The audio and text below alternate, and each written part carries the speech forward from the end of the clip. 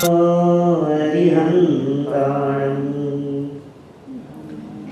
नमो सिद्धाणं नमो आयर्याणं नमो वज्रायणं नमो वे सर्वसाहुणं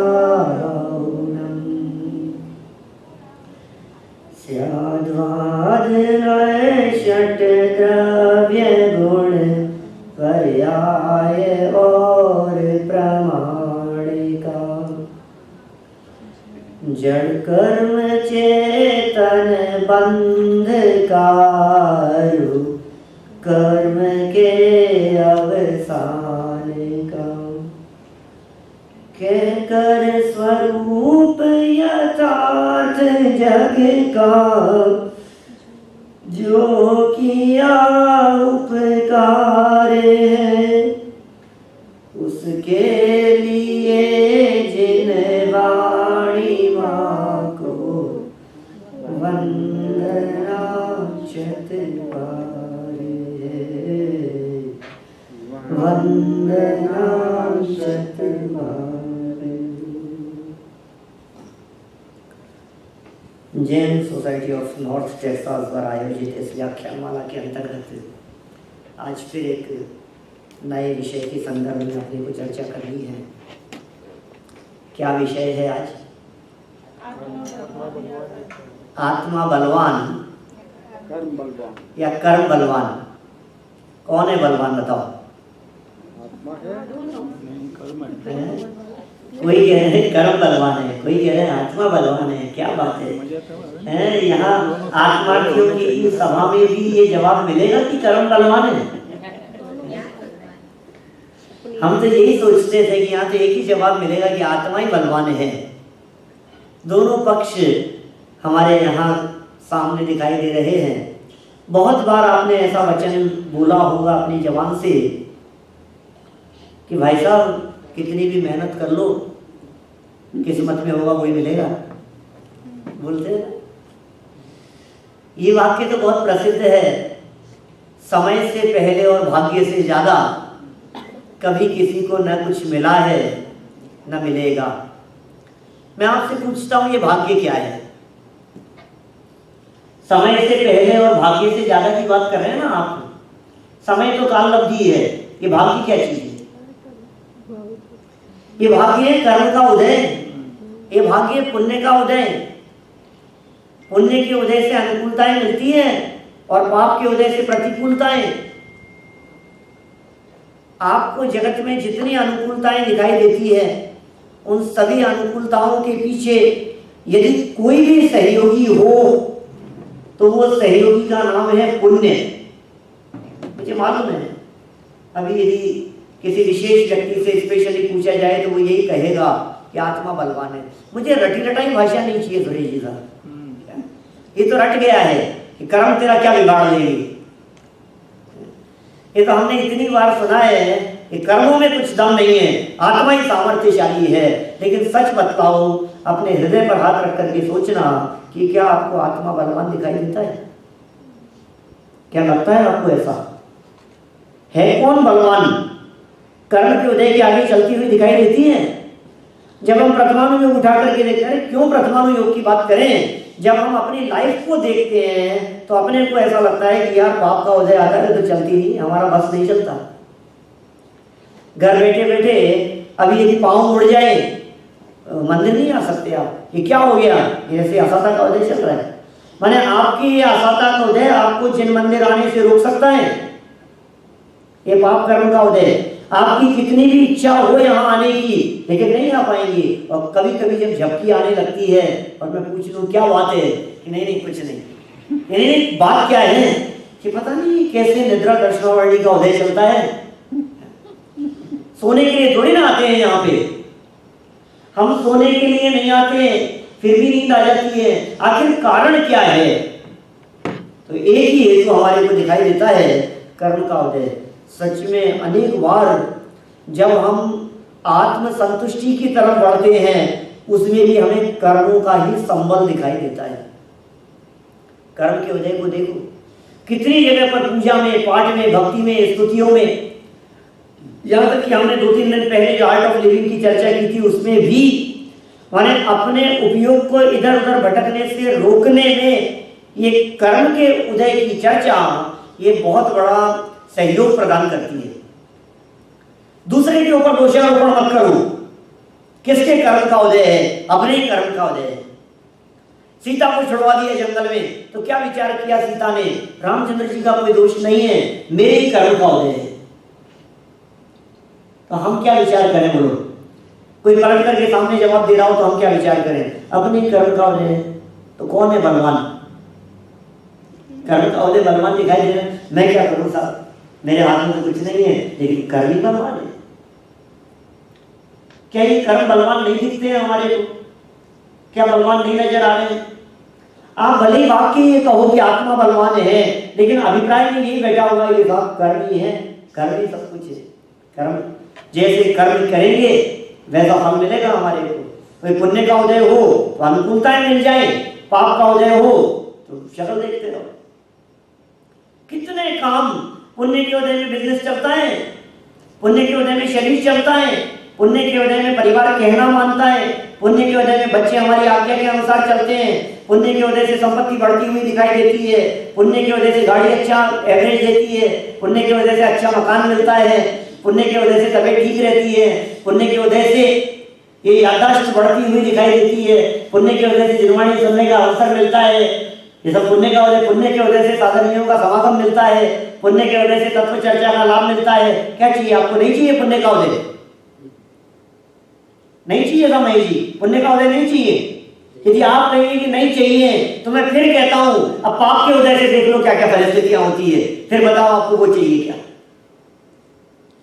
पुण्य के उदय में बच्चे कहना मानते हैं और पाप के उदय में पलट के जवाब दे देते हैं। आपको क्या चाहिए? और पुण्य का उदय कब पाप में बदल जाए पता भी नहीं लगता है हमारे को। ये समय बदलते हुए देर नहीं लगती है। अच्छे अच्छे महापुरुषों के जीवन में, राजा महाराजा चक्रवर्ती सम्राट जैसों के जीवन में जब उदय बदल जाता है तो आप सोच नहीं सकते परिस्थितियां कितनी प्रतिकूल हो जाती है। वो सीता जो 6 महीने रावण के यहाँ रही, जिसे रावण उठा करके ले गया था, वो रामचंद्र जी जो 6 महीने तक रावण की सेना के साथ में युद्ध करते रहे सीता को बचाने के लिए, सीता को वापस लाने के लिए, कितना पुण्य का उदय होगा उसका? बोलो, मतलब उस वाइफ को कितना गर्व होगा ऐसे हस्बैंड पर, यार मेरे लिए अकेले दोनों भाई, कोई नहीं था साथ में और पूरी सेना से लड़ने के लिए तैयार हो गए। कितना गर्व होगा उसको, मेरे लिए सब कुछ। कितना पुण्य का उदय था उसका। और फिर क्या हुआ? जंगल में छुड़वाया तब क्या हो गया? वही व्यक्ति, जो व्यक्ति आपके अनुकूल दिखाई दे रहा है, उदय बदल जाने पर वही व्यक्ति प्रतिकूल हो जाएगा।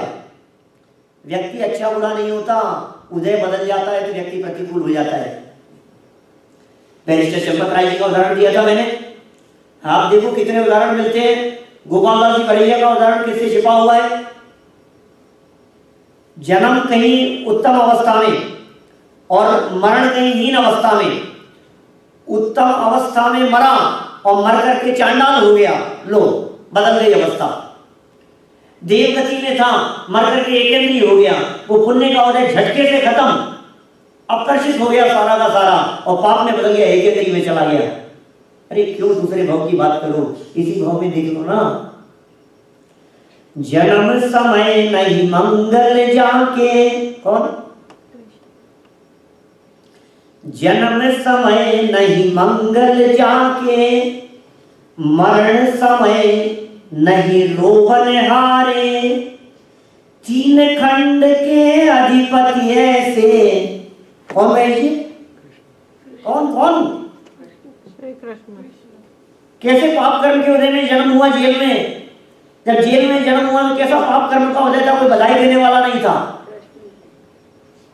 कोई तालियां बजाने देने वाला नहीं था, कोई कांग्रेचुलेशन कहने वाला नहीं था। लड्डू मिठाई बांटना तो बहुत दूर की बात है, चुप, पता नहीं लगना चाहिए किसी को। और मरण कहां हुआ? एक तीर के लगत कृष्ण की विनश गई काया। और जीवन कहां बिताया उन्होंने? ये पुण्य का उदय। सारे जीवन का पुण्य का उदय और अंत समय में पाप कर्म का उदय। अरे पुण्य का उदय इतना दिखाई देता है तीर्थंकरों के जीवन में कि गर्भ में आने के 6 महीने पहले से रत्नों की बरसात, इससे ज्यादा क्या पुण्य का उदय होगा। उनके आने की तैयारियां चल रही 6 महीने पहले से, 6 महीने पहले से रत्नों की बरसात का अर्थ इतना नहीं रत्न बरसते होंगे, रत्नों की बरसात का वास्तविक अर्थ ये कि पूरे नगर में खुशहाली का माहौल बन गया है। रत्नों की बरसात, रत्न बरस रहे हैं और फिर क्या हुआ, दीक्षा लेने के बाद रोटियां देने वाला नहीं था, पाप कर्म का उदय आया तो कोई रोटियां देने वाला नहीं है, कोई रोटियां खिलाने वाला नहीं है। बोलो आपको क्या चाहिए, पुण्य के उदय में अनुकूलताएं मिलेगी, पाप के उदय में रोटी नहीं मिलेगी, क्या चाहिए आपको। नहीं पंडित कुछ भी कहो, ये सारी बातें आप कितनी भी सुनाते रहो, इन बातों में कोई दम नहीं है, हम सब जानते हैं, होता है ऐसा सब ठीक है, ये सब नाटक जगत में चलता है, लेकिन न तो हमारे को पाप चाहिए न हमारे को पुण्य चाहिए। हाँ जानते हैं ना, गुरुदेव के अनुयायी हो ना। आप पुण्य के प्रति आकर्षण को कैसे बर्दाश्त कर सकते हो, आपकी जबान से ये बात कैसे निकल सकती है कि पुण्य भला है। आपकी जबान से तो ये बात नहीं निकलेगी कि पुण्य अच्छा है, लेकिन हृदय में झांक करके देखो आपको पुण्य के प्रति रस दिखाई दे रहा है या नहीं। बोलो आपको शारीरिक स्वास्थ्य चाहिए या नहीं चाहिए, मैं नहीं कहता किसी और काम के लिए, लेकिन इसके लिए ही सही। लोग ये कहते हैं पंडित जी हम तो इतना चाहते हैं, आपके यहाँ की अमेरिका की बात नहीं करता, इंडिया में तो लोग ऐसा कहते हैं हम तो इतना चाहते हैं कि लाइफ के अंत समय तक हाथ पांव इतने चलते रहे कि पास में मंदिर जाकर के दर्शन कर लें। ये मैंने लोगों से सुना है, क्या आपका भी ड्रीम है? बस इतना अंत समय तक इंद्रियां इतनी चलती रहे कि हम जिनवाणी का स्वाध्याय करते रहे, कर्णेंद्रियां इतनी काम करती रहे अंत समय तक कि हम जो जिनवाणी की चर्चाएं विद्वानों के व्याख्यान वो सुन सके, चक्षुरेंद्रिय इतनी काम करती रहे कि हम जिनवाणी के वचन पढ़ सके, इतना स्वस्थ रहे, हाथ पांव चलते रहे, बस कभी यहाँ शिविर लगे तो यहाँ आ जाएं। क्यों साहब, इतना तो चाहिए ना सुरेश जी, या बिस्तर पकड़ ले ये पसंद है आपको? नहीं ठीक है ना, तो यही तो कह रहा हूं, बिस्तर पकड़ ले ये पाप के उदय से है, और यहाँ आना और स्वास्थ्य बने रहना ये पुण्य के उदय से है। बोलो क्या चाहिए? ये सब ठीक है, क्या ये मेरे करने से हो सकता है? नहीं करने से तो नहीं हो सकता है, लेकिन दोनों में से पसंद क्या है आपको ये बताओ। इससे क्या फर्क पड़ता है? ये जब मेरे करने से कुछ होना ही नहीं है। हाँ जब आप देखो कितना भी कह दो यहाँ मेरे सामने, मुझे सब पता लग रहा है, अंदर से तो यही जचता है। शब्दों में कितना लिखा वो तो मैं कह चुका हूँ ना, भाषा में तो आप ये बोलने के लिए तैयार नहीं होंगे। भाषा में तो हम यही कहेंगे, अरे क्या करेंगे इस पुण्य का, क्या जरूरत है इस पुण्य की, हमें तो नहीं चाहिए, और फिर गाड़ी खराब हो जाती है रास्ते में, कितना बदल हो जाता है। ये पाप की वजह से होती है गाड़ी खराब रास्ते में, ट्रैफिक जाम मिल जाता है तो कितना झुंझलाता है, ये पाप की वजह से होता है। और पुण्य का उदय होता है तो आधे घंटे का रास्ता 10 मिनट में क्रॉस हो जाता है। क्या पसंद है बोलो आपको, क्या पसंद है? कुछ भी कहो, पुण्य का उदय अच्छा तो लगता है। आप भले ही दोनों की समानता की चर्चाएं हम समय सार में पढ़ें, अध्यात्म की विवक्षा से कुछ भी कहो, लेकिन जब तक हमारे को मुक्ति की प्राप्ति ना हो, जब तक मोक्ष मार्ग में तीव्र वेग से आगे नहीं बढ़े, तब तक हमारे को पुण्य अच्छा लगता है। लेकिन सुनो भाई, ये जो पुण्य तुम्हारे को अच्छा लग रहा है, ये पुण्य क्या करने में समर्थ है? किसान ये सब दिख तो रहे हैं, ये सारे संयोग सब अच्छे दिख रहे हैं कि सुनो ये पुण्य जगत में अनुकूलता दिला सकता है, तुम्हें जगत में रहना है कि नहीं रहना है पहले ये नक्की करो। ये कर्म जो है, ये कर्म हमारे को अनुकूलताएं दिलाते हैं ना, लेकिन कहां के लिए? कि यहां रहने के लिए। अब हमें यहां रहना ही नहीं है तो अनुकूलताओं का क्या करें? बोलो यदि आपको यहां से अमेरिका छोड़कर इंडिया शिफ्ट होने का आपने 100% मानस बना लिया हो, तो फिर ट्रंप बदल करके अच्छा प्रेसिडेंट आ जाए तो उससे तुम्हें क्या फर्क पड़ता है? हमें क्या लेना देना, कोई भी आए तो। हमें क्या लेना लेना देना कोई भी पार्टी हो, हमें क्या लेना देना यहाँ कितनी भी अनुकूलताएं हो, हमें क्या फर्क पड़ता है कितनी भी फैसिलिटी हो, हमें काहे को रुकना है यहाँ, हमें रहना ही नहीं है। जिस व्यक्ति को जहां लंबे समय के लिए रहना हो ये वहां की सुविधा की सोचता है, हमें इस संसार में ज्यादा लंबे समय के लिए रहना नहीं है। इसलिए ज्ञानी जीव को न पाप पसंद आता है और न ही पुण्य पसंद आता है। तो स्वभाव की तरफ लक्ष्य नहीं है भाई साहब, स्वभाव की तरफ लक्ष्य करें तो ये पुण्य थर थर कांपता है, आपको अंदाजा नहीं है इस पुण्य का। ये पुण्य जो आपको अच्छा दिखाई दे रहा है ये पुण्य अटकाने का काम करता है, ये पुण्य फंसाने का काम करता है, ये पुण्य आपके मोक्ष मार्ग में मुक्ति के मार्ग में रोड़े अटकाता है, व्यवधान उत्पन्न करता है, ये आपको आपके फाइनल डेस्टिनेशन तक पहुंचने नहीं देता है। बोलो चाहिए? जब तक स्वभाव का अवलंबन नहीं होगा तब तक आपको ये पाप और पुण्य जगत में अनुकूलताएं और प्रतिकूलताएं दिलाने में समर्थ होते हुए दिखाई देंगे। और जैसे ही स्वभाव का अवलंबन हुआ अब कर्म की ताकत नहीं है जो तुम्हारे को रास्ता देने से रोके, रास्ता अटकाए। देवर जी बाबू जी कहते हैं तीव्र वेग से तीव्र पुरुषार्थ से मुक्ति की तरफ कदम तो बढ़ा, ये कर्म तुझे स्वयं रास्ता दे देंगे।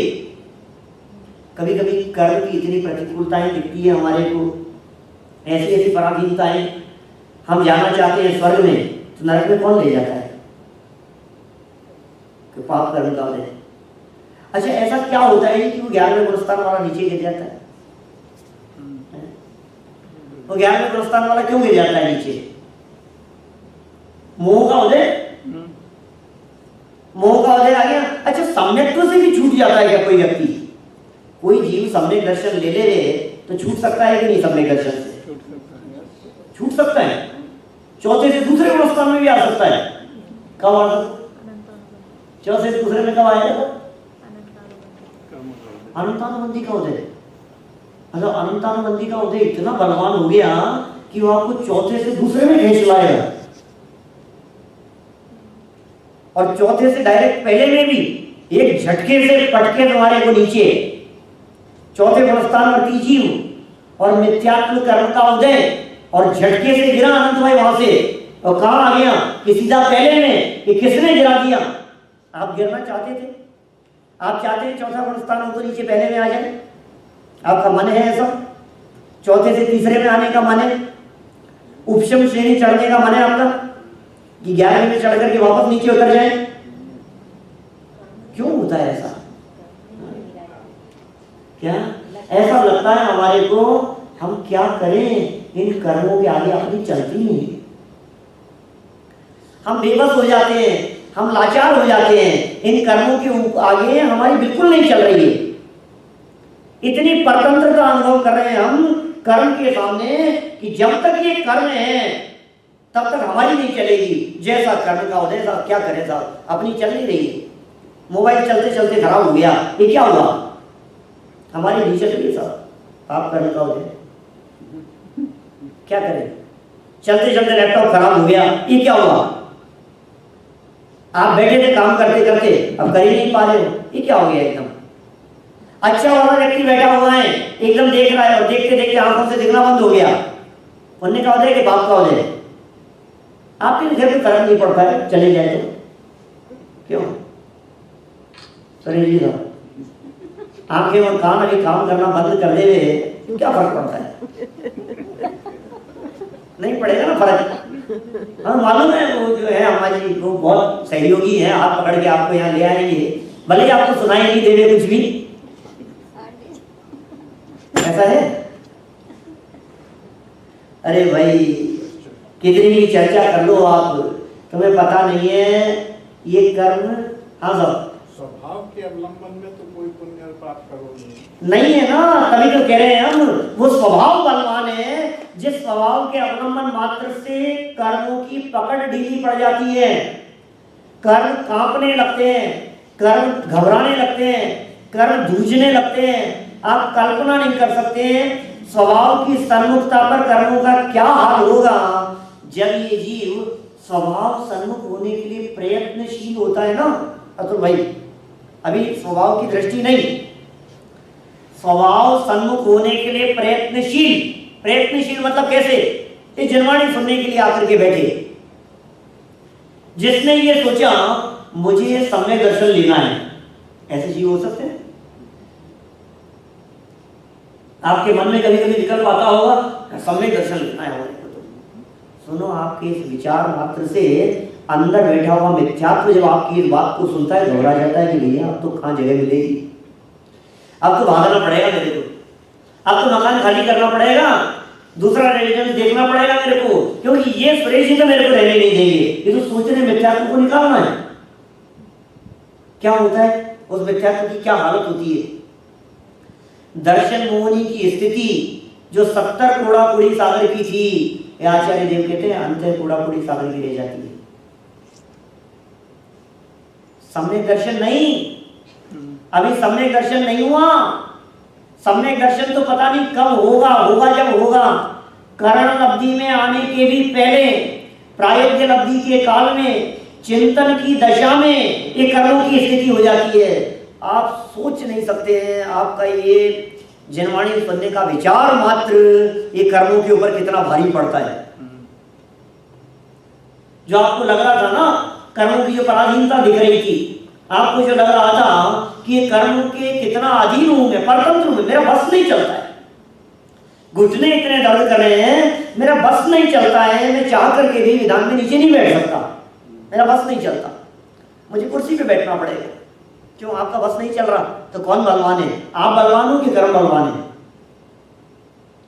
जब आप ये कह रहे हो मेरा कंट्रोल नहीं चल रहा है, मैं क्या करूं, इतना तेज दांत में दर्द है, मेरा कंट्रोल नहीं चल रहा, मैं क्या करूं? तो किसकी चल रही है ये तो बताओ। जिसकी चल रही है बलवान वो होगा, या जिसकी नहीं चल रही है बलवान वो होगा? कौन है बलवान? कर्म की चल रही है, कर्मों के आगे किसी की नहीं चलती, अच्छे अच्छों की नहीं चलती भाई साहब। अच्छे अच्छे गांव पहलवान जैसे बड़े बड़े योद्धा, जब पाप कर्म का उदय आता है तो चेहरे पर बैठी हुई मक्खी को उड़ाने की सामर्थ्य नहीं होती। ये क्या हो गया? ये समय बदल गया, देर नहीं लगती है, अनुकूलताएं दिख रही थी, एकदम प्रतिकूलताएं आ गई। ये क्या हो गया? माहौल एकदम बदल गया। अच्छा भला खुशहाली का माहौल चल रहा था और एकदम एक को अटैक आ गया, एक की डेथ हो गई, ये देख करके दूसरे को चक्कर आ गए, वो जमीन पे गिर गया और उसके फ्रैक्चर हो गया। ये क्या हो गया? ये झटके से एक के बाद एक सारी परिस्थितियां बदल गई। सुनो भाई, ये कर्म का उदय कर क्या सकता है? ज्यादा से ज्यादा ये काम कर सकता है कि संयोगों में उठा पटक कर लेगा। तुम्हारा क्या बिगड़ा ये बताओ। कर्म का उदय क्या करेगा? एक बार सोच तो लो, क्या करेगा? कि सुनो, क्या करेगा तुम्हें अंदाजा नहीं है। नरक में ले जाएगा तुम्हारे को, ले जाओ, कोई बात नहीं, मेरा क्या बिगाड़ लिया।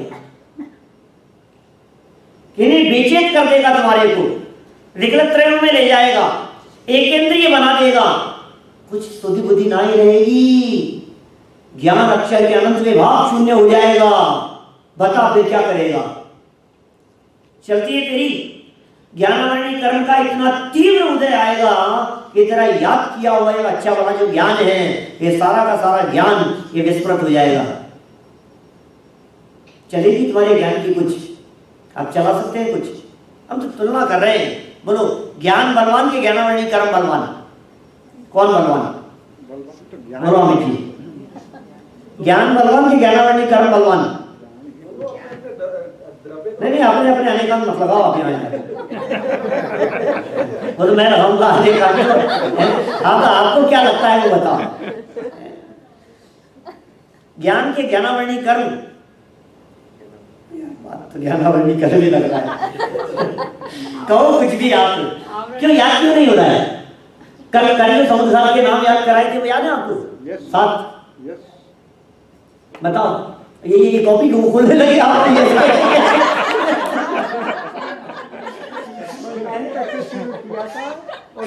से खत्म करा। क्या होता है बताओ मेरे को। मतलब शुरू वाला पकड़ लिया आपने और लास्ट वाला बीच में, शुरू से अंत तक। अब बीच में कोई भूल जाए तो पता नहीं, भूल जाए तो समझ लेना ज्ञानावर्णी कर्म का उदय। हमारी रीत चल रही है, हम क्या करें? ये ज्ञानावर्णी कर्म का ऐसा ही उदय है। ज्ञानावर्णी कर्म इतना जबरदस्त है भाई साहब, याद की भी चीज भूल जाते हैं। कितना मेहनत और परिश्रम करने पर भी याद नहीं होता है। ये ज्ञानावरणी कर्म अक्षर के अनंत में भाग ज्ञान हो जाता है। निरोध दशा में शूद्र भाव एक इंद्रिय पर्याय वहां ले गया, जन्म मरण का चक्कर मिटेगा नहीं। ये किसकी वजह से हो रहा है ऐसा? ये कर्म ही तो कर रहा है। बहुत से लोग कहते हैं ऐसी चर्चा, ये सारी चर्चाएं शास्त्रों की है। आपने गोमटसार कर्मकांड नहीं पढ़ा? गोमटसार उठा करके देखो, आपको कदम कदम पर ऐसी चर्चाएं मिलेगी। सर में बाल क्यों कम हो रहे हैं, मैं क्या करूं, मेरी चलती नहीं है। तो किसकी चलती है? नामकरण। ऐसा ही नामकरण है। ये दांत क्यों हिलने लग गया, क्या करें? अरे कब हिलेगा और कब मजबूत हो जाएगा, मेरी नहीं चलती। मुंह में दांत और पेट की आंतें, ये हमारे कंट्रोल में नहीं है। कैसी व्यवस्था होनी है? सुनो भाई, बात तो आपने सही कही है, और आपकी बातों से तो ऐसा ही लग रहा है कि कर्म बहुत ताकतवर है, कर्म बहुत बलवान है। आपकी बातों से तो ऐसा ही लग रहा है हमारे को कि ये ज्ञानावरणी कर्म के तीव्र उदय ने आपके ज्ञान का नाश कर दिया, खत्म कर दिया आपके ज्ञान को।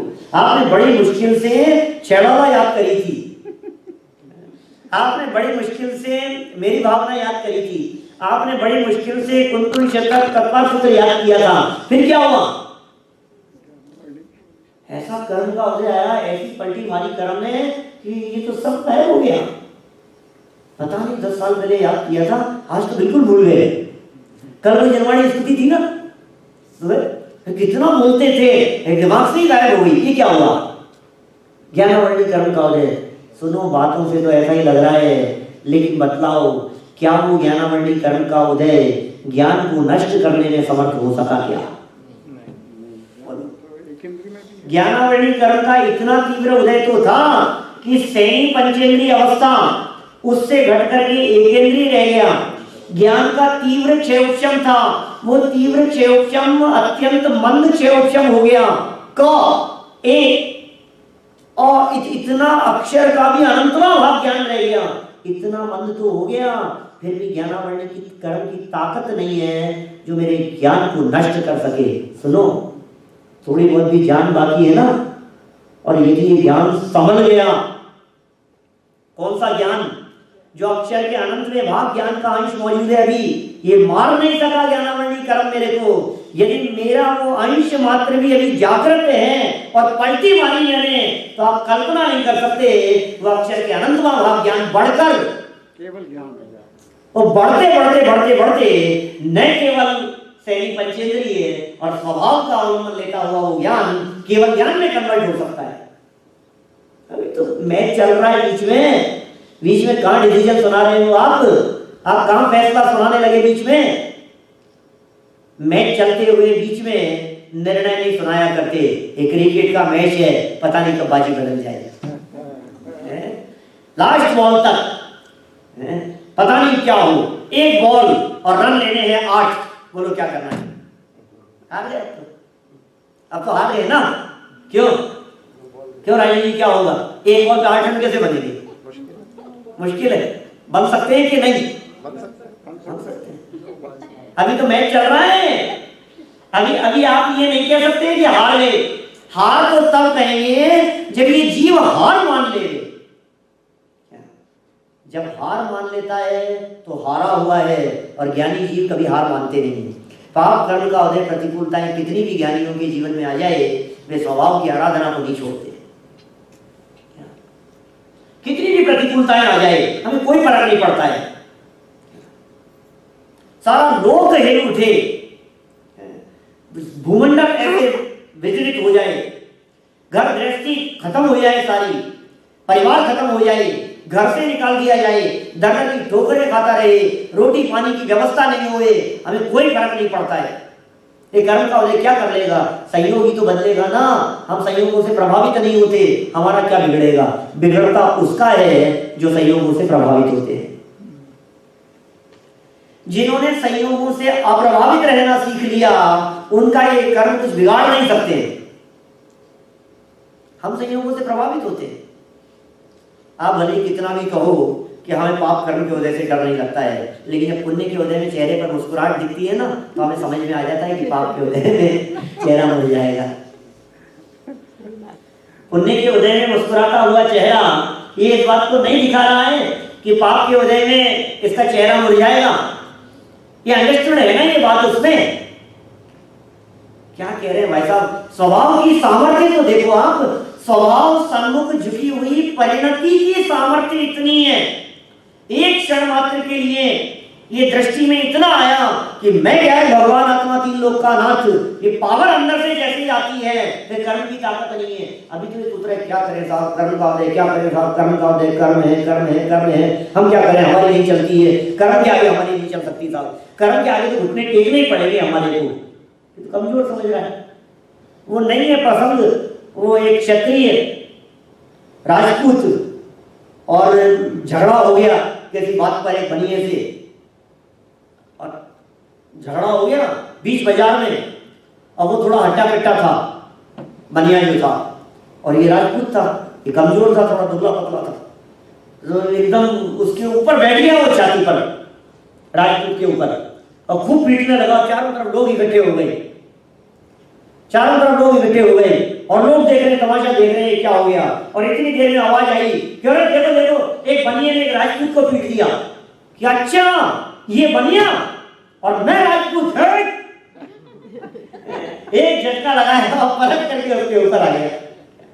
इस जीव को अपने चैतन्य स्वभाव का एक बार बल आ जाए अंदर से कि मैं चेतन, अनंत शक्ति संपन्न, और ये कर जड़, इनको खुद को समझ नहीं है, इनको खुद को होश नहीं कि ये कौन है। ये अचेतन कर्म, ये मेरा कुछ बिगाड़ दे, ये कर्मों की ताकत नहीं है। कहां पर है कर्म? ये आप लोग यहाँ स्वाध्याय में आकर के बैठे हैं ना, ये आप लोगों के यहाँ आने मात्र से उन कर्मों के अंदर उधर उधर मच रही है, भाग रहे हैं इधर से उधर, आनंद आनंदी आपत्या ज्ञान में आपत्या ज्ञान इधर उधर कन्वर्ट हो रही है, इधर उधर भाग भाग लग रही है उनमें। पाप कर्म प्रकृतियां पुण्य में बदल रही हैं, ये उसमें चल रही है, छोड़ करके भाग रही है। कभी कभी मुझे ऐसा लगता है कि कोई अवधि ज्ञानी मुनिराज, सर्वावधि परमावधि ज्ञान के धारी मुनिराज, कर्म करना है पकड़ में आती है उनके, और वो यहाँ आकर के बैठे और देखें अनुभव भाई तुम्हारे को, तो ऐसे लगेगा आत्म प्रदेशों से ये 8 कर्म बंधे हुए कर्मों की धूल ऐसे झड़ती हुई नजर आएगी, जैसे बरसों बाद में उठाई गई कोई चादर दरी, उसको उठा करके झाड़ते हैं, धूल झड़ती है ना, जैसे ऐसे धूल झड़ रही है, अभी अभी झड़ रही है ये कर्मों की धूल इस समय। बिल्कुल इसी तरह से अपकर्षण हो रहा है, घट रही है, कमजोर पड़ रही है, स्थिति घट रही है, अनुभव घट रहा है। ये कर्म तो कितने कमजोर हैं, हमें तो पता ही नहीं था। जब हम गोमट सार पढ़ते हैं तो हमें कर्मों की बहुत महिमा होती है। गोमट सार चला हमें बहुत साल पहले, गोमट सार कर्म कांड में जब पढ़ते हैं तो ऐसा लगता है कर्म तो साफ, कर्मों की तो आखिर हैसियत है ही, कर्म तो बलवान है ही। गुणस्थानों का प्रकरण पढ़ते हैं तो हमारे को कर्म बलवान दिखाई देते हैं, कर्म कांड का प्रकरण पढ़ते हैं तो कर्म बलवान दिखाई देते हैं, कहाँ से कहाँ पहुँचा देते हैं, कहाँ से कहाँ पहुँचा देते हैं। और आज तक अनादि काल से तुम्हारी मुक्ति क्यों नहीं हुई, यही बता दो। चलो आज तक अनादि काल से तुम्हें सम्यक दर्शन क्यों नहीं हुआ, यही बता दो, बोलो क्या कहना है तुम्हारे को। मिथ्यात्व लगा है ना पीछे, हम क्या करें? इसका मतलब मिथ्यात्व के आगे तुम्हारी चल नहीं रही है ना।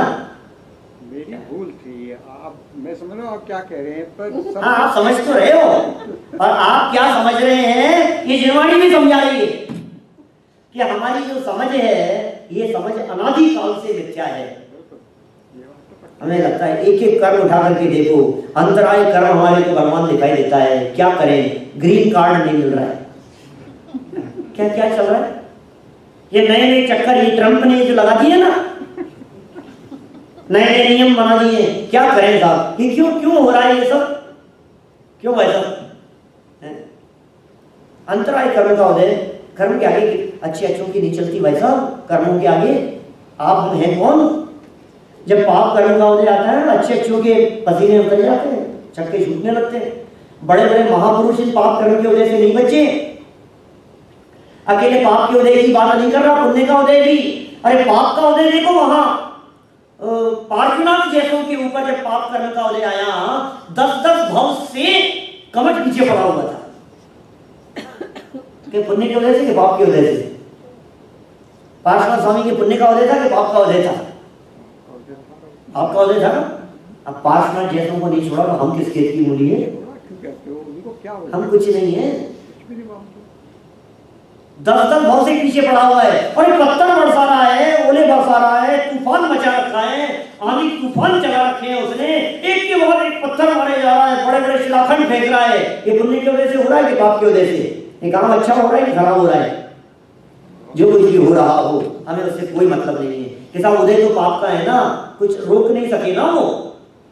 आखिर धर्मेंद्र पद्मावती को आना ही पड़ा ना बचाने के लिए कि अच्छा कोई बात नहीं, आपकी सुन लेते हैं हम कि पाप कर्म की वजह में ऐसा हो गया, फिर क्या हुआ भाई साहब? फिर ये तो बताओ। वो धर्मेंद्र पद्मावती नहीं आते तो क्या होता उनका, ये तो बताओ एक मिनट। वो 700 मुनिराजों की रक्षा किसने की थी? 700 मुनिराजों की रक्षाबंधन की कहानी सुनी है ना? विष्णु कुमार मुनिराज ने क्या किया था? क्या किया था विष्णु कुमार मुनिराज ने? वो 3 पांव जमीन मांगी थी और फिर उससे क्या होगा? 700 मुनिराजों की रक्षा। नहीं तो क्या होता बताओ? यदि वे विष्णु कुमार मुनिराज नहीं आते तो 700 मुनिराजों का क्या होता? क्या होता बेचारों का? चारों तरफ आग जल रही थी, कंठ रुंध गए थे, आवाज नहीं निकल रही थी, सांस लेना दुर्बल हो गया था। कितनी कितनी कठिन परिस्थितियां थी बेचारे, क्या हालत थी। अच्छा, गज कुमार मुनिराज की रक्षा किसने की थी? उपसर्ग किसने दूर किया था? गज कुमार मुनिराज का नहीं मालूम आप लोगों को? स्टोरी नहीं मालूम? हाँ, जिनके सर के ऊपर सिगड़ी जला दी थी सोमिल सेठ ने, उनका होने वाला ससुर सर पे सिगड़ी जला दी थी, फिर उपसर्ग किसने दूर किया? आप लोग सोच रहे हैं? किसी को नहीं याद आ रहा है? मुझे भी नहीं मालूम। अरे मालूम क्या नहीं है? किसी ने उपसर्ग दूर किया ही नहीं। उपसर्ग दूर करने वाला कोई नहीं आया। फिर क्या हुआ होगा? बेचारों के हाल बिगड़ गए होंगे। अरे हाल बिगड़ गए, सर पे सिगड़ी जल रही थी और अंदर में ध्यान अग्नि जल रही थी, अंदर में ध्यान अग्नि जल रही थी और कर्म जल रहे थे। सिद्धालय में पहुंच गए, अंत्यकृत के भी हुए। क्या बिगाड़ लिया कर्मों ने? वो पाप कर्म का उदय शरीर पर आ सकता है, वो पाप कर्म का उदय संयोग पर आ सकता है, वो पाप कर्म का उदय बाहरी माहौल बिगाड़ सकता है, वो पाप कर्म का उदय माहौल खराब करने में कोई कसर ना छोड़े। लेकिन परिस्थितियां बदलने के बावजूद भी अपने मन पे कंट्रोल रखूं, इसमें कर्म की नहीं चलेगी, इसमें मेरी चलेगी। पार्षनाथ स्वामी का क्या बिगाड़ लिया? क्या बिगाड़ लिया? कुछ नहीं। क्या बिगड़ा उनका? उनका क्या बिगड़ गया? सिद्धालय में चले गए। अरे जो पाप कर्म के उदय में अभी पत्थर बरसाता हुआ दिखाई दे रहा था, अभी देखो थोड़ी देर बाद में ही स्वयं के अंतरंग पुरुषार्थ के बल से जब स्वभाव में लीन हुए, चरणों में आकर के पड़ गया। परिस्थितियां कैसी बदल जाती है, माहौल कैसा बदल जाता है। आपको क्या चाहिए? आपको लगता है सब? फिर भी कई लोग ऐसे मिलते हैं जो ये कहते हैं पंडित जी आप कुछ भी कहो, कर्मों को हल्का मत समझना। वैसा कर्मों को लाइफ में मत लेना बिल्कुल भी। कभी कभी तो ऐसा भी कहते हैं, हम लोग ही कहते हैं। देखो आज जो आप कह रहे हो ना कि कर्म नहीं आत्मा बलवान है, मैंने आपके मुंह से सुना है, आपका नाम ले रहा हूं, सबने बोला होगा ऐसा। क्या वचन? कर यार, कम से कम कर्म से तो डरा बने। क्या क्या बोलते हैं आप? कर्मों से तो डरो। ये कैसे? देखो ये कितने अनिति अन्याय बेईमानी करते हैं, इनको डर नहीं लगता है। अपने कर्मों से तो डरो भाई साहब। भगवान तो करता धरता नहीं है, लेकिन कर्म का फल तो मिलेगा ना। क्यों? कहां पर आ गए आप? भगवान से तो आपने अकर्ता फल सीख लिया कि भगवान तो हाथ पे हाथ धर के बैठे हैं, भगवान तो कुछ नहीं करते हैं। लेकिन कर्म तो बिगाड़ेंगे ना। क्यों जाएगा? कर्म ही बिगाड़े। कर्मों से तो डरो। अरे भाई साहब, कर्म से तो पाप कर्म के बहुत डर लगता है हमारे को, तो डर लगता है कर्म से। क्यों? सुनो, कभी कभी मैं ऐसा कहता हूं, ईश्वर को कर्ता मानो या कर्म को कर्ता मानो, एक समान मिथ्यात्व है। क्या फर्क है दोनों में? और ये ज्यादा बड़ा है कर्म को कर्ता मानने वाला, ये ज्यादा बड़े पापी है, ये ज्यादा बड़े अन्यायी अपराधी है। हाँ हाँ, वही तो। ये सारा डर तब तक ही है जब तक आप शरीर को अपना मान रहे हैं। मैं आपको ये बात कह रहा था, क्या बात शुरू की मैंने? अभी अभी कुछ कह रहा था ना मैं आपके वाक्य बोलने की जस्ट पहले। क्या वाक्य था मेरा अंतिम वाक्य? ईश्वर ईश्वर ईश्वर को करता है। ईश्वर को करता तो नहीं मानते ना अपन लोग। भगवान तो करता धरता नहीं है, तो कौन करता है? कर्म कर्म तो करते हैं। ईश्वर तो करता धरता नहीं है, कर्म तो करते हैं ना। कर्म तो हमारे माई बाप है, क्या करें साहब, ऐसे ही कर्म का होता है, अब क्या करें, अरे ऐसे ही पाप कर्म का होता है। जब भी थोड़ी प्रतिकूलता आती है तो आप क्या याद करके शांत होते हैं? बताओ, अब ऐसे ही पाप कर्म का होता है, क्या करें, ऐसे ही पाप कर्म का होता है, क्या करें, ऐसे ही पाप कर्म का होता है, क्या करें, क्या करें? कर्म के उदय को कर्म में आने देना। दृष्टि स्वभाव समूह क्यों नहीं करता है? करने योग्य काम क्यों नहीं कर रहे हैं? वो ईश्वर कर्तृत्ववादी जो लोग हैं, वे ईश्वर कर्तृत्ववादी लोग कम से कम अपनी बागडोर वो एक समझदार सर्वशक्तिमान ईश्वर के हाथ में तो सौंपते हैं। हम ऐसे नादान अनाड़ी हैं कि बिल्कुल अचेतन, जिसको कुछ ज्ञान नहीं है, उसके हाथ में अपना सारा जीवन सौंप दिया कि भैया ये करेगा, ये संभालेगा हमारी सारी व्यवस्थाएं। क्या कर रहे हो आप? ये कर्म संभालेंगे? कर्म के संभालने से संभलती है व्यवस्थाएं। कर्म को कर्म का काम करने दो, हमें अपना काम करना है। जो अपना काम नहीं करते हैं उनकी व्यवस्थाएं कर्म के माध्यम से संभलती हुई दिखती है, लेकिन कर्म तो संयोगों में भी कुछ नहीं करता। कि गुरुदेव कहते हैं कि नहीं साहब, आत्मा में तो कर्म नहीं करता कुछ भी। ये बात तो सही है, आत्मा का तो कर्म कुछ भी नहीं बिगाड़ता है, लेकिन संयोगों में तो अनुकूलता है प्रतिकूलता है कर्म से होती है ना। क्यों? अनुकूल संयोगों को लाना, प्रतिकूल संयोगों को लाना, या अनुकूल संयोगों को ले जाना वापस, प्रतिकूल संयोगों को ले जाना, ये तो कर्म करता है ना। आत्मा में तो कुछ नहीं करता है। संयोग अनुकूल प्रतिकूल नहीं होते। संयोग अनुकूल प्रतिकूल नहीं होते। बोलो, ये कर्म कर्मों की संयोगों में भी नहीं चल रही है। इतना कमजोर है ये कर्म, इसकी संयोगों में भी नहीं चल रही है। अच्छा, क्या किया कर्म ने? कर्म के मन में ऐसी आई, ये संजीव जी जो है ना, इनको परेशान करूंगा। तो मेरे को परेशान करने की उसने ठान ली। फिर क्या किया? क्या मेरे को परेशान करने के लिए क्या किया? पहले तो उसने मेरा मोबाइल तोड़ा। क्या तोड़ दे, कोई बात नहीं। फिर क्या हुआ? मोबाइल तोड़ने के बाद में फिर वो यहाँ बैठा था मैं परसों, और वो कील में अटक करके पजामा का जो एक कॉर्नर था पैर के पास से, वो अटक करके उसको फाड़ दिया। फाड़ ले, मेरे क्या बिगड़ गया, कोई बात नहीं। फिर क्या किया इसने कर्म के उदय ने? ये फिर आंखों पे चश्मा चढ़ा दिया, कान कमजोर करने लग गया, सर से बाल उड़ाने लग गया, क्या चेहरे पर झुर्रियां पड़ने लगी कि कर ले भाई। भाई दो तरह के काम कर सकता है कर्म। कर्म दो तरह के काम संयोगों में दिख सकते हैं, कर्म के कर्तृत्व में नहीं। कर्म का कर्तृत्व हमारे तो वहां मिथ्यात्व है, क्योंकि कर्म कार्माण वर्गणाएं हैं, और ये काम जो होते हुए दिखाई दे रहे हैं आर वर्गणाएं हैं। कार्माण वर्गणाएं आर वर्गणाओं की करता नहीं है। क्या साहब? कर्म पार्टिकल्स की इन आहार वर्गणाओं में चलती नहीं है। हाँ, निमित्त नैमित्तिक संबंध घने हैं। चलो निमित्त नैमित्तिक संबंध से बात करो। तो निमित्त नैमित्तिक संबंध से बात करें तो दो तरह के काम हो सकते हैं, या तो संयोगों को इधर उधर करे, और या फिर शरीर को ही अस्त व्यस्त कर देवे, जान से मार देवे। दो ही काम हो सकते हैं ना। अनुकूल प्रतिकूल संयोगों को हमने बाहरी संयोगों में शामिल कर लिया।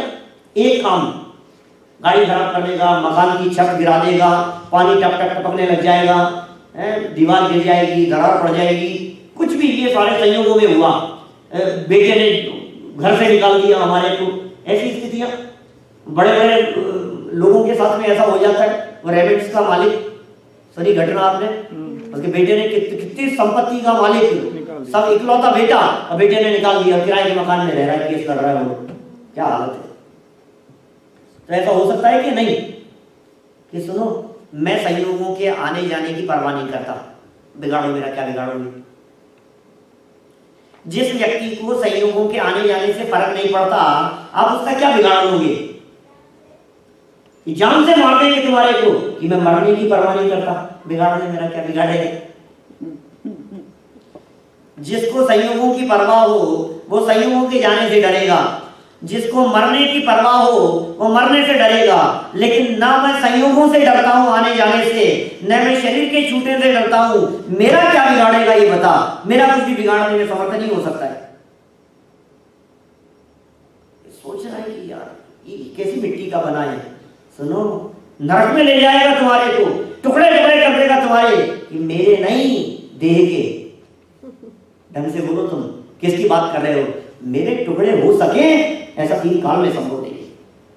तिल तिल करे देह के खंड, शरीर के टुकड़े टुकड़े हो जाएंगे। हो जाने दो। मेरे असंख्यात प्रदेशों में से एक भी प्रदेश कम हो तो बतलाओ, अनंत गुणों में से एक भी गुण कम हो तो बतलाओ। तुम मेरी शक्ति को चैलेंज कर रहे हो, मेरे पावर को चैलेंज कर रहे हो। तुम्हें अंदाजा नहीं है मेरी पावर का।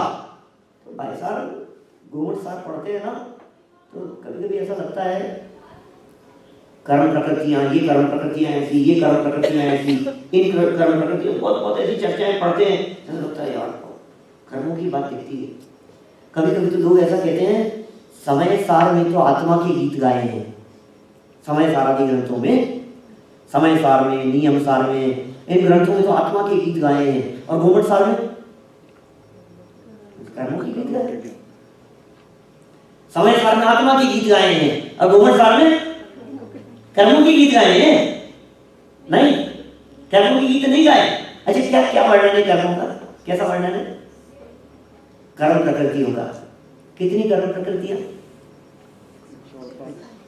148 कर्म प्रकृतियां। कितनी बनती है? बंधन योगी 120, 118, वो भी जो जैसी जैसी बनती हो, तो अलग अलग तरह की स्थितियां हैं। 120 से ज्यादा तो बंधने की योग्यता ही नहीं है कर्म प्रकृतियों में, बनती इतनी है। नहीं, मैं 120 की बात नहीं कर रहा, मैं 8 की बात नहीं कर रहा। एट ए टाइम कितने कर्म बनते हैं? 7 बनते हैं ना, एट ए टाइम 7 बनते हैं। कि 7 नहीं, वो कर्म परमाणुओं की बात करो, वो कितने कर्म परमाणु बनते हैं एट ए टाइम? तो घूमट सार ये कहता है अनु भाई कि एक समय में, प्रति समय इस जीव को एक समय प्रबद्ध मात्र कर्म बांधते हैं। ये वचन है शास्त्र का। कितने कर्म बांधते हैं जीव को प्रति समय? एक समय प्रबद्ध। समय प्रबद्ध कितना होता है? सिद्ध राशि एक समय में जितने बंधे। Very good. हाँ, सिद्ध राशि से अनंत गुना और अभव्य राशि का अनंत गुना। अभव्य राशि से अनंत गुना और सिद्धों के अनंत में भाग। ये साहब ये कैलकुलेशन हमारे समझ में नहीं आता। गुना भाग का आपको क्वांटिटी बताओ कितनी है? इस गुना भाग में बदल जाओ हमारे को। अनंत है, अनंत। प्रति समय इस आत्मा के साथ में अनंत कर्म परमाणु बनते हैं, प्रति समय अनंत। घूमट साहब कह रहा है ये कर्म कितने पावरफुल है पता है आपको? पीछे नहीं छोड़ेंगे, तुम्हारे भूत जैसे पीछे लगेंगे अनादिकाल से। आप कितना भी पीछे छुड़ाने की सोची आपने, मुनिव्रत धार अनंत बार ग्रेवे को जायो, पीछा नहीं छोड़ा। लेकिन इन्होंने क्यों नहीं छोड़ा? क्योंकि तुमने अपने आप को नहीं पहचाना। चलो कोई बात नहीं, मैं तो कह रहा हूं अनंत। तो क्या लग रहा है आपको? कितने कर्म मानते हैं? अनंत, अनंत। और आत्मा कितना है? कुछ समझ में आ रही है कुछ बात? कौन पावरफुल है? ताकत किसकी ज्यादा है? शक्तिशाली कौन है? हमें वो दिखाई दे रहा है। उन्होंने कर्म ने बांध लिया, कर्म ने बांध लिया हमारे को। कर्म प्रति समय के परिणामों से कर्म बांध लेते हैं। भाई साहब डरो तुम, एक समय का पाप परिणाम आया और कर्म बांध लेंगे, फिर पाप परिणाम आया और कर्म बांध लेंगे। कितने? लेकिन ये तो सोचो कितने। मैं आपसे पूछता हूं, किसी अधिकारी, पुलिस के किसी बड़े ऑफिसर को, मिलिट्री के किसी जवान को 4-6 लोगों ने घेर लिया हो, 10 लोगों ने एक साथ घेर लिया। अब 10 लोगों ने घेर लिया और उसके बावजूद भी वो उनसे बच करके निकल गया, तो ताकतवर कौन है? कौन ताकतवर? क्यों? कि वो 10 थे और ये एक। ऐसे व्यक्ति को पकड़ने के लिए वो लोग भी ये सोचते हैं, जो चोर डाकू बदमाश लोग हो ना, डाकू लोग, वो लोग सोचते हैं इसको पकड़ने के लिए 10 से काम नहीं चलेगा, कम से कम 100 लोगों को चलना है, हमारे को चारों तरफ से घेर लेंगे उसको, फिर देखते हैं वो क्या करेगा। तो जो 100 इकट्ठे होकर के आए हैं वे ताकतवर हैं या उसको ताकतवर समझ रहे हैं? वो उन 100 के ये समझ में आ रहे हैं कि ये ताकतवर है, हमारी चल नहीं पाएगी इसलिए 100 आए, और 100 से भी यदि वो निकल जाए तो आप क्या कहोगे? यार ऐसा तो व्यक्ति देखा नहीं भाई साहब, 100 थे और उसके बावजूद निकल गया, और 1000 हो तो, और लाख मिलकर के चारों तरफ से उसको पकड़ना चाह रहे हो। गदर का वो सीन दिखाई देता है, वो अकेला ही भाग गया सारे पाकिस्तानियों के बीच में से, तो ऐसा नहीं लगता है ये अकेला ही भारी पड़ रहा है सबके ऊपर, सारे मिलकर के। अब हम ये कह रहे हैं सुनो, एक अकेला आत्मा है। अब कर्म कितने आएंगे? अनंत कर्मों से कर्म नहीं कम नहीं बनेंगे, जब भी बनेंगे। नियम क्या है? माने कर्मों ने ये समझ रखा है कि भैया अनंत से कम यदि बांधने की कोशिश करेंगे तो हम बांध नहीं पाएंगे।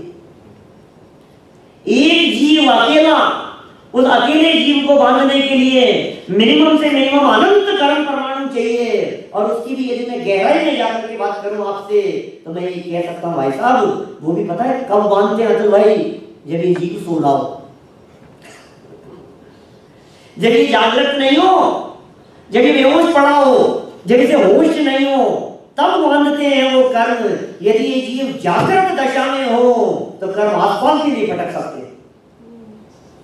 ये जो शेर होता है ना, लायन को पकड़ने वाले लोग कैसे पकड़ते हैं? शेर इधर उधर घूम रहा है तो उसको पकड़ने के लिए जाएंगे? अरे भाई साहब अभी नहीं, जब भी गहरी नींद में सो रहा हो ना,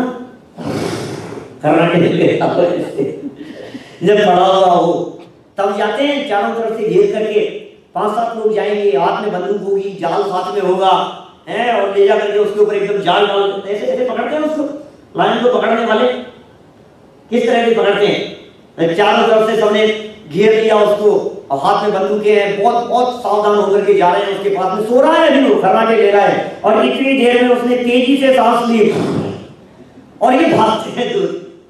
क्या होता है? इतने से मात्र से वो शेर अभी जागृत नहीं हुआ, वो शेर अभी जगा नहीं है, वो जग जाएगा तब तो कोई व्यक्ति वहां टिकेगा नहीं। शेर के सामने कौन टिके? ये शेर यदि करवट भी लेता है, क्या करवट बदलने के लिए थोड़ा सा हिलता भी है, इतने मात्र में भागते हैं। हम यही तो कह रहे हैं, ये कर्म कितने कमजोर है तुम्हारे सामने, जिनके बारे में तुम सोच रहे हो ना, ये कर्मों ने पीछा नहीं छोड़ा, कर्मों ने पीछा नहीं छोड़ा, कर्म मुझे बांध रहे हैं, कर्म माई बाप है हमारे, कर्म के हाथ में, कर्म के हाथ में मैं अकेला, ये अष्ट कर्म में हूं एक तो। भव विकट वन में कर्म बैरी, ज्ञान धन मेरो हरियो। तो देखो, यदि मैं आपकी कोई चीज चुरा करके लाऊं तो मेरे पास में मिलनी चाहिए कि नहीं? यदि आप ये कहते हो कि मैंने चोरी की है, आपका मोबाइल चुराया है, मेरे तलाशी ले लो, आपका मोबाइल मेरे पास में मिलना चाहिए ना। अब आप कह रहे हो, इल्जाम लगा रहे हो कर्मों के ऊपर कि भव निकट वन में कर्म बैरी, ज्ञान धन मेरो हरियो। तो कर्मों ने भी केस कर दिया, सामने से पलट करके जवाब दिया, ये जबरदस्ती का इल्जाम लगा रहा है हमारे ऊपर, हम तो ज्ञान को पहचानते भी नहीं। हमने भी ज्ञान चुराया हो तो हमारे में थोड़ा बहुत ज्ञान दिखना चाहिए, हमारे में तो ज्ञान का अस्तित्व भी नहीं है। कहाँ चुराया उन्होंने बेचारों ने, कुछ समझ नहीं है, अचेतन है। तो फिर कौन भगवान सिद्ध हुआ? अनंत कर्मों के सामने ये अकेला जीव, और जीव जागृत हो गया तो कर्म भाग छूटे सारे के सारे, ये केवल ज्ञान प्राप्त कर लेता है, परमात्मा अवस्था की प्राप्ति कर लेता है। तो मेरा प्रश्न ये है भगवान को बताओ। समुद्र के अब तो पानी की तरह बाल्टियों से लड़ने वाली बात है। समुद्र के पानी से बाल्टियों के पानी से लड़ने वाली बात। बोलो कैसे लड़ेंगे उसके सामने? तो जीव जो है ये तो अनंत शक्ति संपन्न है ना। तो आपको ये बात समझ में आई कि नहीं कि बलवान तो जीव ही है, कर्म बलवान नहीं है? नहीं भाई सब गलत ट्रेनिंग है यहाँ। कर्म बलवान है, कर्म भी बलवान है। मैं सही बात करूं, वस्तु स्थिति तो ये है कि जीव बलवान है या कर्म बलवान है, ये डिबेट का विषय नहीं है। इसलिए डिबेट का विषय नहीं है क्योंकि आप दोनों की दो व्यक्तियों में तुलना तो तब की जाए जब दोनों एक ही लेवल के हों। एक चेतन है और एक अचेतन है, आप चेतन की तुलना अचेतन से कर रहे हो, ये तुलना ही सही नहीं है। आप चेतन के कंपटीशन में अचेतन को खड़ा कर रहे हो, ये बात तो जच नहीं रही। ये कैसे जचेगी ये बात? आप ये कहो तुम्हारे बिल्ली से तो हमारा कुत्ता ही बहुत ताकतवर है, क्या पागलों जैसी बात कर रहे हैं कि तुम्हारे घर के चूहे तो हमारी बिल्ली से डरते हैं। अरे चूहे की तुलना चूहे से करना, बिल्ली की तुलना बिल्ली से कर, शेर की तुलना शेर से कर, अरे जीव की तुलना कर्म से कर रहा है। सुनो, यदि तुम कर्मों को कमजोर कहते हो तो जिनवाणी ये कह रही है ये भी उचित नहीं है। क्यों नहीं है उचित? कि कर्म मरणाएं भी प्रवचन सार सूले गाथा स्वयंभू है, अनंत शक्ति संपन्न है। यदि जीव अनंत गुण और अनंत शक्तियों का अखंड पिंड है तो पुद्गल का परमाणु भी कमजोर नहीं है भाई साहब। ये पुद्गल का परमाणु भी एक समय में 14 राज्य भ्रमण करने की शक्ति रखता है। आप कैसे कह सकते हो? कार्तिकेय प्रेक्षा की ये पंक्तियां जिसमें स्वामी कार्तिकेय कहते हैं काव्य अपूर्व तीसरे पुद्गल नमस्ते इसी शक्ति, ये पुद्गलों की अपूर्व शक्ति कोई अद्भुत ही है, अद्भुत है पुद्गलों की शक्ति। पौद्गलिक शक्तियां कम नहीं है, अनंत शक्ति संपन्न है। तो पुद्गल भी अनंत शक्ति संपन्न और जीव भी अनंत शक्ति संपन्न। बोलो कौन ज्यादा बलवान है? कौन बलवान है? कि सुनो, अब बात ऐसा करते हैं, दूसरे तरह से बात करते हैं। मैं ये कह रहा हूं बलवान वो जिसकी मौजूदगी में सामने वाला व्यक्ति घबरा जाए, कांप जाए, छोड़ करके भाग जाए।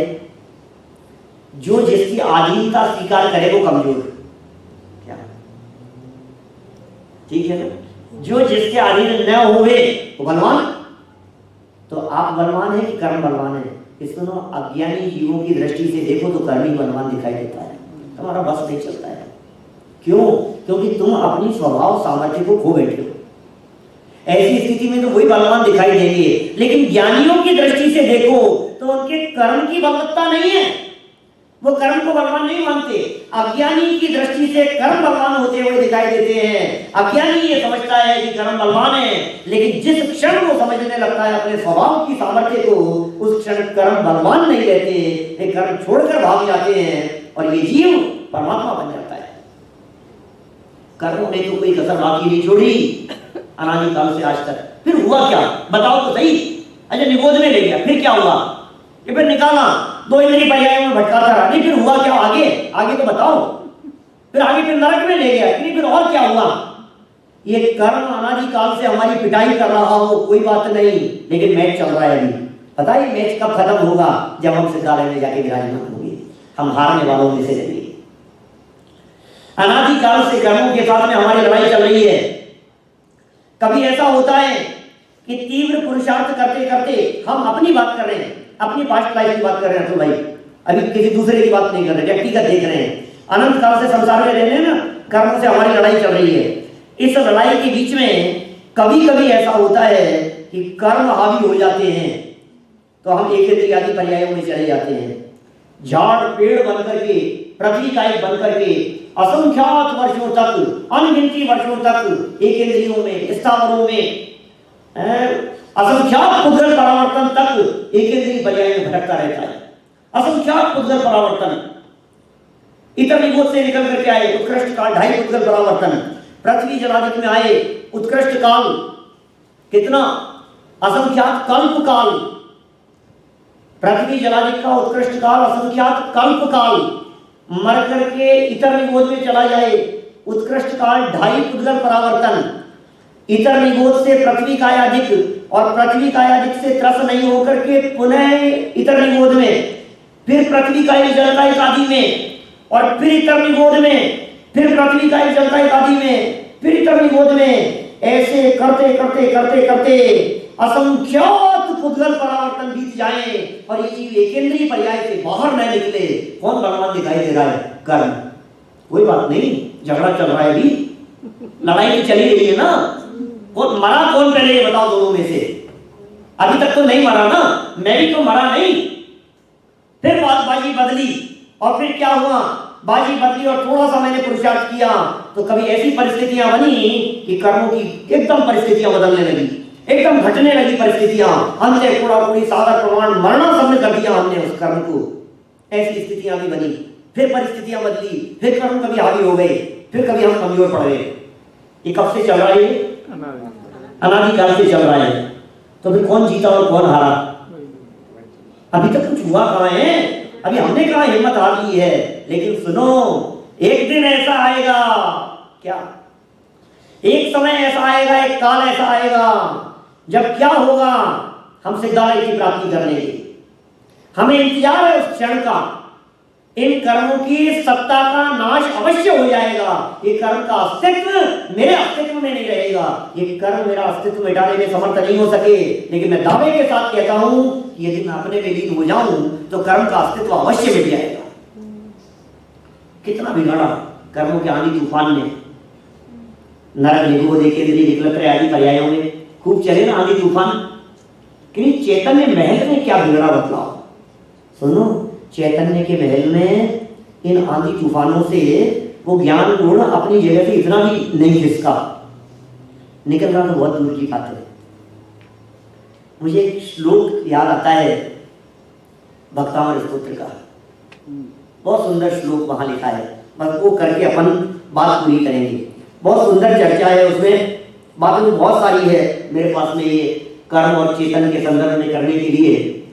एक सुंदर श्लोक है, 15 नंबर का श्लोक है, याद आता है किसी को? सुनो। चित्रम किमत्र यदि ते त्रिदशांगनाभिर्नीतं मनागपि मनो न विकार मार्गम। क्या हो रहा है? याद नहीं किया साल भर में भी? पिछले साल चलाया था ना क्या? भक्तामृत स्तोत्र किसी ने याद नहीं किया? मैं नया याद कर रहा हूं इस श्लोक का,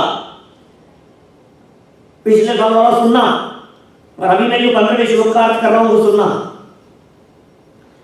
चित्रम किमत्र यदि ते त्रिदशांगनाभिर्नीतं मनागपि मनो न विकार मार्गम कल्पांत काल मरुता चलिता चलेन किं मंदराद्रिशिखरं चलितं कदाचित।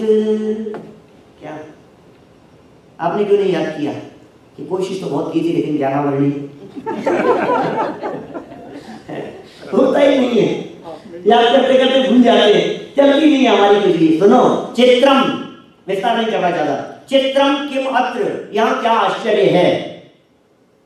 क्या किस बात की चर्चा कर रहे हैं?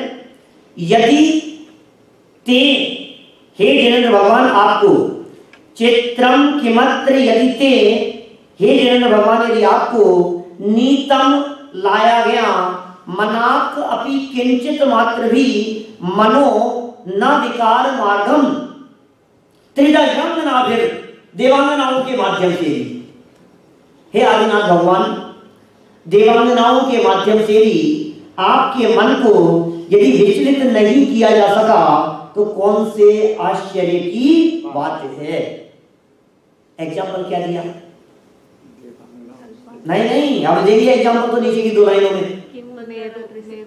किम मंद्र रात्रि शिखरम चलितम कदाचित कल्पांत काल चलिता कल्पांत काल मरुता चलिता अचलेन। संधि करने समझ आ रहा है? कल्प अंत काल मरुता माने हवा चलिता चलायमान कर देती है, अचलेन पर्वतों को भी। ऐसी हवाएं चलती हैं छठे काल के अंत में, ऐसी हवाएं चलती हैं बड़े बड़े पर्वतों को उड़ा करके ले जाएं। लेकिन क्या ऐसी हवाएं किम मंदराद्रि शिखरम, सुमेरु पर्वत की चूली का 40 योजन की, उसको हिलाने में भी समर्थ हो सकता है क्या? नहीं हो सकता है। अब इसको लगाओ अपने स्वभाव के ऊपर। अनादिकाल से आज तक कर्मों की कितनी आंधियां और तूफान चले, कितनी उथल पुथल होती रही। हम आपसे पूछ रहे हैं, इस आत्म स्वभाव को रंच मात्र में विचलित करने में ये कर्म समर्थ हो सके क्या? भाई साहब, हमारा ये जो स्वभाव है ना, ये स्वभाव भी ऐसा ही है। सुदर्शन मेरु जैसा। सुदर्शन मेरु की महिमा जगत विख्यात अनुपम है, जगत को दे रहा संदेश निज आत्म सुदर्शन है। ये आत्म तत्व ये सुदर्शन मेरु के समान है। ये कर्म तेरा बिगाड़ने में समर्थ नहीं हो सकते। हमारे विचारों से, हमारे परिणामों की ताकत से, शुद्धोपयोग की ताकत नहीं, शुद्ध परिणति की ताकत नहीं, स्वभाव की ताकत नहीं, इन वर्तमान शुभ परिणामों की ताकत से इन कर्मों का उत्कर्षण और अपकर्षण बदल जाता है, संक्रमण हो जाता है। बोलो, ये वर्तमान छोटे से परिणामों में ये वस्तु स्वरूप के विचार मात्र से कर्मों की पावर शिथिल पड़ जाती है। वस्तु स्वभाव का विचार मात्र आने से, आत्मा ये शब्द कान में सुनने मात्र से ये कर्मों की पकड़ ढीली पड़ जाती है। शून्य तने रस निबंध शिथिल थाए। और जब उस स्वरूप का अनुभव हो जाएगा तो ये कर्म कैसे टिक पाएंगे। ये बड़ी अद्भुत सामर्थ्य है अपने में। आज तक कभी हमने अपनी सामर्थ्य को पहचाना नहीं है, इसलिए दर दर की ठोकरें खा रहा है। हे जीव, तो अपने स्वभाव की सामर्थ्य को पहचान, कर्मों की ओर से दृष्टि हटा, कर्म की तरफ देखना बंद कर और अपने स्वभाव की तरफ देखना शुरू कर। आज तक कभी ऐसा नहीं हुआ कि किसी व्यक्ति ने अपने स्वभाव की तरफ देखा हो और कर्म ने उसका रास्ता रोक लिया हो। किसान नकुल और सहदेव 33 सागर की जेल में क्यों अटके हुए हैं बताओ? क्यों नहीं मुक्ति हो रही है उनको? अरे कर्म की वजह से नहीं है, स्वभाव के अवलंबन की कमजोरी की वजह से है। ये कमजोरी का लाभ शत्रु उठा लेते हैं। ये तो सारे जगत में प्रसिद्ध है। हम बलवान होंगे तो ये कर्म शत्रु बलवान नहीं हो पाएंगे, ये हमारे ऊपर हावी नहीं होंगे। और हम यदि अपनी बलवत्ता को पहचानेंगे तो निश्चित रूप से ये तो कमजोर हैं ही। हम अपने स्वभाव की सामर्थ्य को पहचाने और इन कर्मों से सदा सदा के लिए मुक्त हो जाएं। इसी मंगल भावना से बात को यही विराम देता हूं। बहुत बढ़िया।